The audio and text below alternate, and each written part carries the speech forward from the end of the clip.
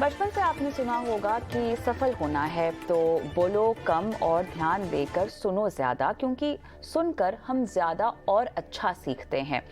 पर तब क्या हो जब आपके सुनने की क्षमता ही प्रभावित हो जाए। नमस्कार, मैं हूं आपके साथ कविता थपलियाल और आज हम बात करेंगे आपके कानों की, जिनका ख्याल रखना बेहद जरूरी है। मौजूदा वक्त की अगर हम बात करें तो आज की तारीख में अमूमन हर शख्स ईयरफोन, हेडफोन या फिर ईयरबड्स लगाए हुए दिखाई दे जाएगा। शहर हो, कस्बा हो या फिर गांव, ट्रेन, बस, कार, बाइक या राह चलता इंसान सभी अपनी धुन में कान में ईयरपीस लगाए घूम रहे होते हैं। लेकिन क्या आपको पता है कि जिस ईयरफोन या ईयरबड्स का आप घंटों इस्तेमाल कर रहे हैं वही आपको सुनने की शक्ति जो है आपसे छीन सकते हैं। सिर्फ यही नहीं, तेज आवाज में टीवी सुनना, बेहद ज्यादा शोर वाली जगहों पर रहना या काम करना, बेवजह कान में उंगली या कुछ भी डालकर उसकी सफाई करना भी आपको बहरा बना सकता है। विश्व स्वास्थ्य संगठन के आंकड़ों की अगर हम माने तो दुनिया भर में करीब 150 करोड़ लोगों को सुनने से जुड़ी हुई कोई ना कोई परेशानी जरूर है। आज अपने पैनल पर मौजूद एक्सपर्ट्स के साथ हम यही चर्चा करेंगे कि आखिर जिंदगी में कितना अहम है कान, किन बुरी आदतों का कान पर पड़ता है असर, क्या शराब, सिगरेट आपको बहरा बना सकते हैं, किन सावधानियों के साथ अपने कान का आपको ख्याल रखना चाहिए। तो चलिए, ये है हमारे बड़े सवाल जो हम इस शो पर उठा रहे हैं और हमारे पैनलिस्टों के सामने हम रखेंगे। हमारे साथ doctor JM Hans, director ENT Rainbow Hospital Delhi, Maharishi Rajesh Yogi, founder Arogyam Research Foundation, Kapil Thirwani, principal consultant Munro Acoustics हमारे साथ जुड़ गए हैं। आप सभी का स्वागत है हमारी इस खास पेशकश में। लेकिन हमारे कान इतने सेंसिटिव होते हैं, ये मेरे ख्याल से दर्शकों को समझाना बहुत ज़रूरी है, क्योंकि कहीं ना कहीं ये हमारे शरीर का एक ऐसा अंग है जिसको हम जाने अनजाने नज़रअंदाज कर देते हैं। तो डॉक्टर हंस, बताएं हमें, हमें तब तक समझ में नहीं आता कि हमारे कान में कोई तकलीफ है जब तक कोई दर्द ना हो, जब तक कोई सीटी ना बज रही हो या जब तक हम सुनना ना बंद कर दे। तो इस स्टेज तक हम किन वजहों से पहुंचते हैं, इसके बारे में चर्चा करते हैं। आप बताएं। देखिए, इससे पहले कि हम बात करें कि क्या खराबी हुई, मैं थोड़ा सा समझाना चाहूंगा कि क्या है कान। ओके। हमारा बाहरी कान है जो एक नली के द्वारा पर्दे तक जाता है। पर्दे के पीछे एक मिडल ईयर है जिसमें 3 छोटी-छोटी हड्डियां होती हैं, ऑसिकल्स कहा जाता है, और फिर एक इनर ईयर होता है जिसको कॉक्लिया कहा जाता है। आवाज बाहर से अंदर जाती है पर्दे पे, फिर वो कॉक्लिया में जाती है जहां पर वो बायो इलेक्ट्रिकल करंट्स में तब्दील हो जाती है, क्योंकि हमारी नस जो है वो सिर्फ बायो इलेक्ट्रिकल करंट्स ही समझती है। तो अगर कॉक्लिया में ये छोटे-छोटे हेयर सेल्स होते हैं 17,500 दोनों साइड पे, जो कि अगर खराब हो जाएं शोर से, दवाइयों से, ब्लास्ट इंजरीज से, जैसे बॉम्ब ब्लास्ट हो गया या कोई भी चीजों से, या आपके सिगरेट पीने से, जैसे आपने कहा था, ये सब चीजों से जो हमारे हेयर सेल्स की ब्लड सर्कुलेशन है वो कम होती है, वो परमानेंटली डिसेबल हो जाते हैं, खराब हो जाते हैं। हमारा इवोल्यूशन में जैसे आपने देखा होगा कि एक छिपकली के पूंछ निकल आती है, दोबारा बन जाती है। तो किडनी, हम बहुत चीजों को ठीक कर सकते हैं, लेकिन एक बार हेयर सेल्स गए तो सदा के लिए गए, उनको रीजनरेट करने का कोई तरीका नहीं है, स्टेम सेल से भी नहीं और किसी और तरीके से भी नहीं। अच्छा, ये काफ़ी अलर्टिंग बातें आपने हमको बताई हैं जिनके बारे में हमको बिल्कुल भी अंदाज़ा नहीं रहता है, और हम बस जिए चले जाते हैं बहुत सारे ट्रिगर्स को इग्नोर करते हुए। तो अब हमारी लाइफस्टाइल मेरे ख्याल से एक बहुत अहम रोल प्ले करती है, और कपिल, मेरे ख्याल से आप इसमें थोड़ा सा विस्तार से बात कर सकते हैं, क्योंकि चर्चा में शुरुआत में मैंने कहा कि लोग किस तरह से आजकल हेडफोन्स लगाते हैं, तरह तरह की इक्विपमेंट्स लगाकर एक एक ये बात होती है कि आप अपनी लाइफ को एक सर्टेन तरीके में जीना चाहते चाहते हैं, लेकिन वो इस तरह हावी ना हो जाए कि आपको दिक्कत हो और उसका असर आपकी सेहत पर पड़े। और जब लाइफस्टाइल की बात कर रहे हैं तो यंगस्टर्स हो, एडल्ट्स हो, हर कोई आजकल एडिक्टेड है हेडफोन से और तरह तरह के इंस्ट्रूमेंट से, जहाँ से वो म्यूज़िक सुनना चाहते हैं, लाउड म्यूज़िक से। तो हालांकि डॉक्टर हंस के पास मैं इसके इम्पैक्ट को लेकर सवाल पूछूंगी, लेकिन ये हमारी लाइफस्टाइल का कितना बड़ा हिस्सा बन गया और कितना डैमेजिंग है, कपिल? तो जैसे डॉक्टर जी ने कहा था कि द वर्ल्ड हेल्थ ऑर्गेनाइजेशन कहती है कि if you have your ears expose to 85 dB for more than 8 hours you can have permanent hearing loss. अभी हमारे यहाँ मुंबई में स्पेशली इतना नॉइजी इन्वायरमेंट है with the trains and with the honking and all those things. तो हम हमेशा जब भी ईयरफोन पहनते हैं हम हमेशा उसका वॉल्यूम इंक्रीज करके रखते हैं। जैसे हमारा ईयर का डिजाइन, जैसे डॉक्टर जी ने कहा है कि it is there to save it from external forces which is the noise sources, क्योंकि उसके हिसाब से ये हमारा ईयर ड्रम बना हुआ है। मगर हम जब भी ईयरफोन्स या एक्सटर्नल डिवाइसेस अपने कान में, ईयर कनाल में डालते हैं, हम एडिशनल प्रेशर ऑफ साउंड अंदर डाल रहे हैं उसमें, विच ठीक है कि थोड़े टाइम के लिए चला रहे वो, मगर कंटिन्यूसली आप लगाएंगे अपने कान में तो it will give you a permanent hearing loss over there and damage. And और ये आपको जैसे एज यू ग्रो ओल्डर आपका हियरिंग वैसे ही कम हो जाता है। सो ये जो पहले पहले हो जाएगा अगर एज में, तो आगे चल के आपका हियरिंग डिसेबिलिटी से आपका बैलेंस, आपकी अदर जो normal activities can get affected over there. Also sleep can also be deprived over there. तो आपका overall health is also very important on how good your hearing is, if I may say. Rajesh, Yogi ji आपके पास में आना चाहूँगी, because I am sure lifestyle का असर और ओवरऑल आपकी जो फिटनेस का स्टेटस है वो इम्पैक्ट करता होगा, ऐड ऑन करता होगा अगर आपको कान से जुड़ी कोई तकलीफ है।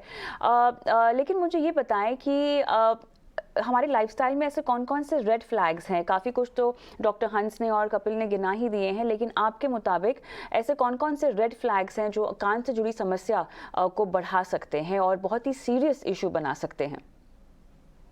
देखिए, इसमें सबसे पहले तो खान पान का भी एक हमारा बहुत बड़ा रोल है। अगर बहुत ज्यादा खट्टा और ठंडे का प्रयोग किया जाता है, खास तौर पर हाँ। उससे आयुर्वेद के अनुसार जो है कफ बढ़ जाता है। जो गले का स्थान है, यहाँ से ऊपर की ओर बेसिकली ये कफ का स्थान होता है आयुर्वेद के अकॉर्डिंग। तो कफ के बढ़ने पर जो हमारा कान का जो सिस्टम है पूरा, उसमें कहीं ना कहीं वो प्रॉब्लम करने लगता है, और जिस कारण से फिर आप डिवाइस यूज कर रहे हैं, उसकी तेज वॉल्यूम है, इन सब चीजों का बहुत बड़ा इम्पैक्ट आने लगता है हमारे सुनने पर। दरअसल में जब तक हम नियमित रूप से प्राणायाम का अभ्यास नहीं करेंगे, जो बॉडी का जो सिस्टम है, ब्लड सर्कुलेशन सिस्टम है, उसको हम हेल्दी नहीं रखेंगे, तो कई तरह की जो समस्याएं हैं वो कान से संबंधित हमें धीरे धीरे एज के बढ़ने पर हमारे ऊपर हावी होने लगती हैं। आपने देखा होगा कि जब हम प्लेन में यात्रा करते हैं फ्लाइट के दौरान, तो एक कानों पर एक प्रेशर आने लगता है। तो उस प्रेशर में भी हम एक अनजाने में एक प्राणायाम करते हैं जिसको कर्ण रोगांतक प्राणायाम कहते हैं योग में। उसमें हम नोज से श्वास को अंदर लेते हैं और वायु का दबाव जो है इस प्रकार से पूरा डॉज को बंद करते हैं और गले को थोड़ा सा नीचे की ओर झुकाकर प्रेशर देते हैं, कानों की ओर पूरा प्रेशर बनाते हैं। इससे जो है आपके कानों के जो वैक्यूम क्रिएट हो रहा था वो रिलीज हो जाता है। तो कफ के कारण से कई बार जो ब्लॉकेज हो जाते हैं वो सब खुलने लगता है। तो बेसिकली खट्टा और ठंडा, इसका प्रयोग आप मौसम के अकॉर्डिंग कर सकते हैं, लेकिन जो सर्दियों में भी आइसक्रीम का ज्यादा प्रयोग करते हैं, रात को दही का ज्यादा प्रयोग करते हैं, उनको अक्सर कान की समस्याएं होना निश्चित सही हो जाता है। डॉक्टर हंस, राजेश जी की बात को अगर आप ही आगे ले जाना चाहें, क्योंकि एक तो ये काफ़ी बार देखा गया है कि गला ख़राब होता है तो कहीं ना कहीं कानों पर उसका असर पड़ता है। कुछ रिपोर्ट्स में ये भी कहा गया है कि अगर वर्टिको बीमारी है तो उसका असर भी आपके कान पर पड़ता है। ऐसी कौन कौन सी इलनेसेस हैं, डिजीजेस हैं जिससे आपके हियरिंग लॉस आपको हो सकती है या कहीं ना कहीं कानों के मसल्स को दिक्कत हो सकती है? देखिए, महर्षि जी ने बहुत ठीक बताया। और देखिए, हमारी आयुर्वेदा कितने पुरानी यही चीज समझती थी। हम जो महर्षि जी ने बताया एक्सरसाइज, उसको हम कहते हैं वॉल्सल्वा एक्सरसाइज। बिल्कुल ठीक, देखिए ये अब आई है और हमारे ऋषियों ने कब बताया। लेकिन जो सबसे पहला जो सिम्टम होता है जिसको हमें पकड़ के रखना है, वो होता है टिनिटस। टिनिटस का मतलब शां की आवाजें आना हमारे कान में। Now this tinnitus is the cry of the degenerating nerve, dying nerve.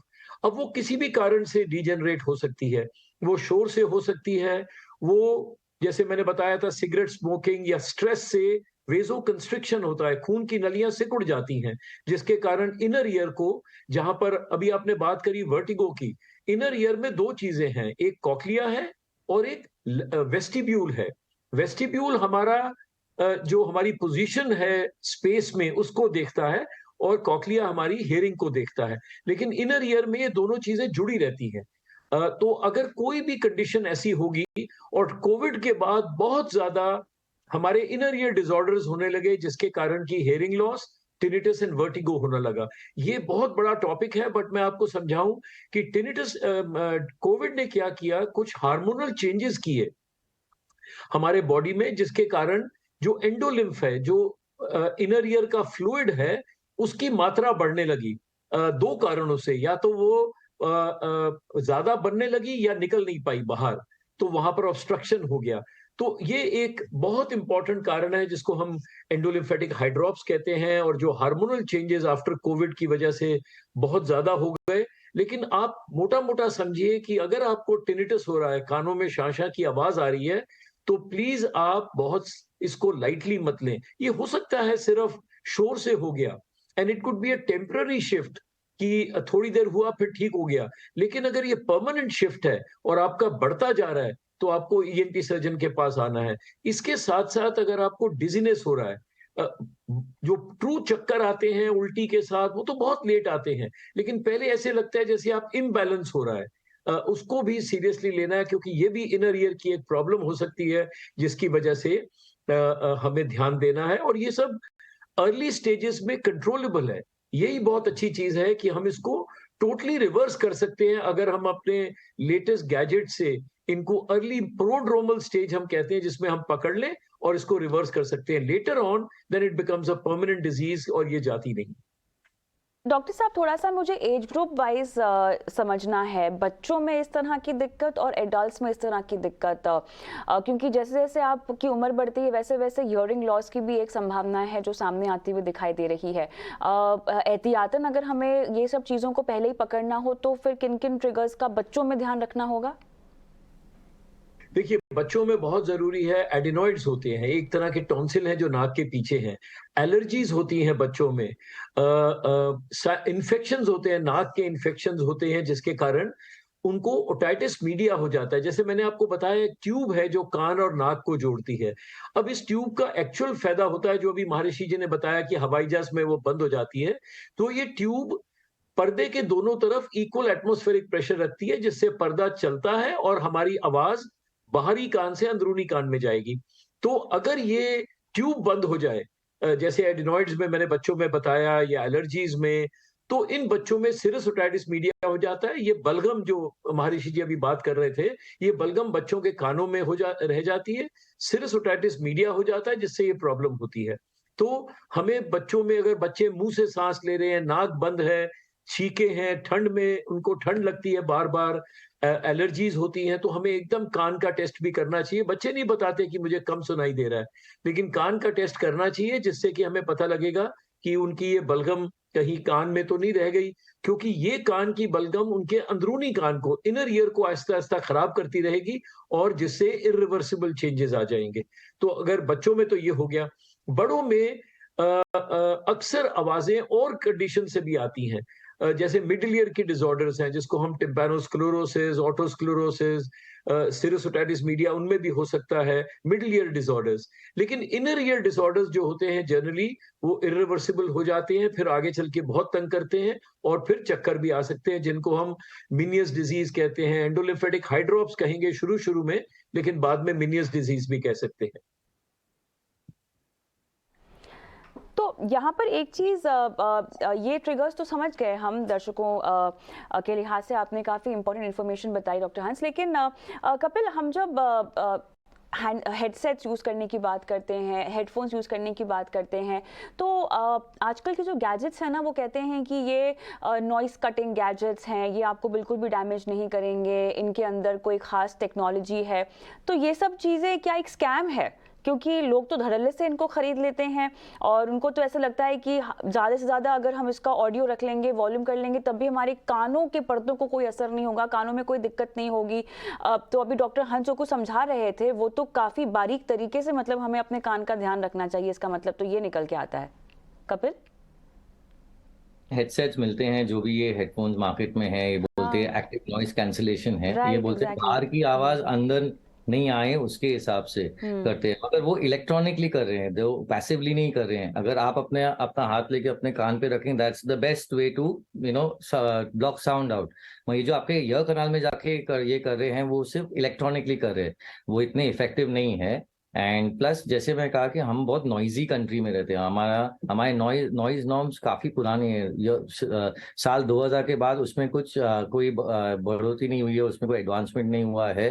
तो हमारे जो नॉइज एक्सपोजर लॉज है वो काफी वीक हैं। और हम जो भी आप देखेंगे, कंस्ट्रक्शन नॉइज देखेंगे, आप मेट्रो का नॉइज देखेंगे, तो ये सब हमारा इन्वायरमेंटल का बैकग्राउंड नॉइज काफी ऊंचा करता है। अभी इस बीच में अगर आप अपने एक्टिव नॉइज कैंसलेशन हेडसेट करेंगे, वो उसको सिर्फ बहुत बहुत बहुत कम उसका एडवांटेज है, उसमें कुछ नहीं करते हैं।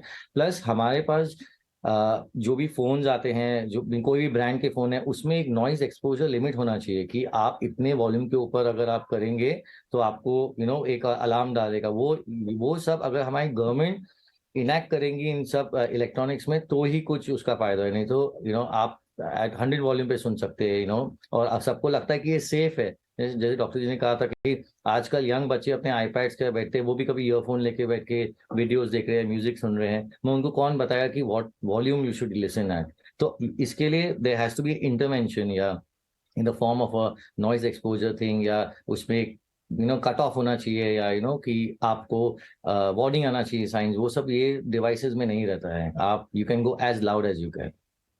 बिल्कुल, लेकिन बहुत सारे केसेस में राजेश योगी जी, ये भी देखा गया है कि कानों में इम्बैलेंस है। कई बार लोगों के, ऑब्वियसली यहाँ थोड़े से एडल्ट्स की मैं बात कर रही हूँ, एक कान से उनको बहुत सुनाई देता है, एक कान में बिल्कुल भी सुनाई नहीं देता है। तो ये इम्बैलेंस किस तरह से क्रिएट होता है और इसको सामान्य करने के लिए क्या कुछ किया जाए? देखिए, कान की जो इम्बैलेंस की प्रॉब्लम है, इसमें सटकर्मा का बड़ा ही मुख्य रोल होता है। सटकर्मा में जल नीति, सूत्र नीति और स्टीम, अजवाइन, आयुर्वेद में जब हम देखते हैं तो अजवाइन की स्टीम अगर व्यक्ति लेता है और थोड़ा हल्दी का प्रयोग, दूध अगर ले रहा है तो दूध में हल्दी का प्रयोग करें, और नियमित रूप से कपालभाति क्रिया, ये योग में सटकर्मा की क्रिया है जो क्लिंजिंग करती है बेसिकली हमारे लंग्स से लेकर पूरा सिर भाग तक। विचारों में भी, जैसे अभी डॉक्टर साहब बता रहे थे कि तनाव भी कान को कमजोर करने में मुख्य भूमिका में रहता है। तो तनाव को भी कम करने के लिए यदि आप कुछ करना चाहते हैं योग में, तो कपालभाति क्रिया का अभ्यास करें। कपालभाति क्रिया बहुत सहजता से की जा सकती है। इसको श्वास को अंदर भर के, बहुत आसान है, कोई भी कर सकता है, बच्चे से लेकर बूढ़े तक, किसी भी उम्र में इसको किया जा सकता है। श्वास को अंदर लेना है धीरे से, और श्वास को रिदम बनाकर आपको बहुत सहजता से बाहर छोड़ते जाना है जब तक पूरा श्वास आपका खाली नहीं हो जाता। देखिए, एक बार मैं दिखा देता हूँ। श्वास लिया। डॉक्टर हंस, एक सवाल जो मुझे आपसे पूछना है, जो कि हम बहुत आमतौर पर,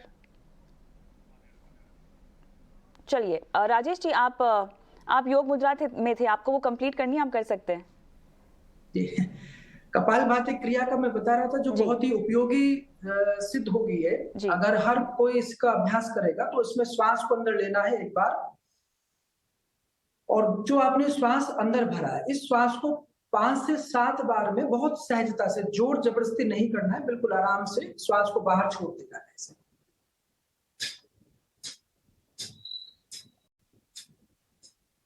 पूरा श्वास बाहर निकल जाए, फिर से श्वास को अंदर लेना है, फिर से उसको 5 से 7 बार में धीरे धीरे बाहर छोड़ते जाना। इससे क्या होगा, जो कफ की अधिकता है, जो कफ जमा हुआ है, कई बार पित्त की अधिकता के कारण से भी हमारे म्यूकस बनने लगता है। जब हमारी एसिडिटी जो है डिस्टर्ब हो जाती है तो उससे भी म्यूकस बढ़ता है, कफ बढ़ता है।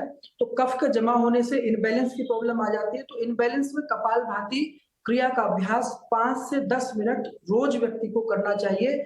नेति का अभ्यास करना चाहिए। और आयुर्वेद में एक अणु तेल, जो अभी डॉक्टर साहब बता रहे थे कि साइनस पार्ट में भी कई बार फंगल इन्फेक्शन हो जाता है, बैक्टीरियल इन्फेक्शन हो जाता है, टॉन्सिलाइटिस हो जाता है, उससे भी हमारे कान प्रभावित होते हैं। तो इन सब में बहुत अच्छा रिजल्ट देखा गया है। हमारे पास जो रोगी आते हैं, हम उनको ये ट्रीट करते हैं और उनको बहुत अच्छा रिजल्ट आ जाता है। तो नियमित रूप से कर्ण रोगांतक प्राणायाम का अभ्यास करें। टिनाइटिस की प्रॉब्लम हो, इनबैलेंस की प्रॉब्लम हो, तो सहायक थेरेपी के रूप में ये बहुत कारगर है जी। चलिए, यहाँ पर एक सवाल जो मुझे डॉक्टर हंस से पूछना है वो ये है कि आमतौर पे हम देखते हैं कि लोगों की आदत होती है अपने कानों को लगातार साफ करते रहने की, या उन्हें कानों में लगातार इतनी खुजली होती है कि वो नहाने के तुरंत बाद जो हाथ में मिल जाए वो अपने कान में डाल देते हैं। ये बहुत आम प्रॉब्लम है या ये नेचुरल है, ये हमको बताएं। और क्योंकि रिपोर्ट्स में ये भी बात निकल के आई है कि आपके जो कान है वो सेल्फ क्लीनर भी है, वो उनके अंदर क्लेंजिंग क्वालिटीज भी होती हैं, तो उसके बावजूद भी जो लोग लगे रहते हैं कानों को साफ करने में, इसका रिजीम कैसे सेट होना चाहिए?